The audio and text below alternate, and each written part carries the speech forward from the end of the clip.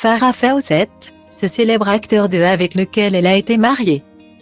Ce 2 février 2023, elle aurait eu 76 ans. Il s'agit de Farrah Fawcett, le sexe symbole des drôles de dames. Savez-vous avec quel célèbre acteur de série elle était mariée dans les années 60? Farrah Fawcett est morte à 62 ans le 25 juin 2009, des suites d'un cancer des intestins. Après 3 années de lutte. Se sentant partir, l'actrice s'inquiétait énormément pour son fils. Redmond, né de sa relation avec l'acteur Ryan O'Neal. À l'époque, son fils de 34 ans. Redmond luttait contre son addiction à la drogue et était même en prison. Elle a dit son nom, Redmond. C'est la dernière chose qu'elle a dite, a révélé à People Mela Murphy, qui était à son chevet. Je lui ai dit que je m'occuperais de lui, que je serai toujours là pour lui. Guillemets. C'est en 1976 que Farrah Fawcett accède à la célébrité. Aaron Spelling prépare alors une série sur des femmes intrépides. Drôle de dame, et repère le mannequin. Farrah incarnera Jill Marrow, le personnage qui bouleversera sa vie et fera d'elle une icône. L'actrice ne restera qu'une saison mais elle marquera toute une génération.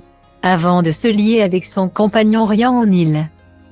La belle blonde était mariée avec un autre acteur célèbre de série.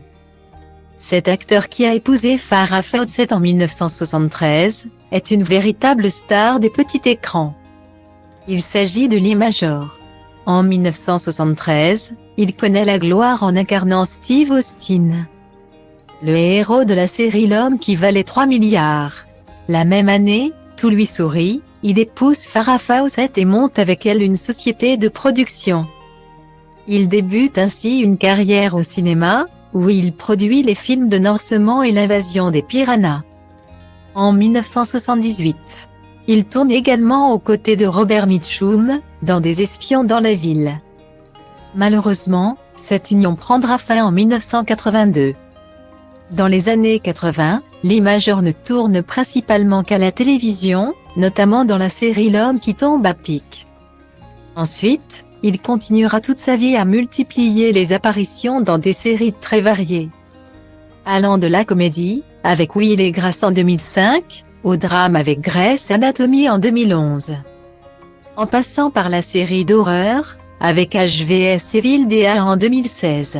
Aujourd'hui, l'acteur américain a 83 ans.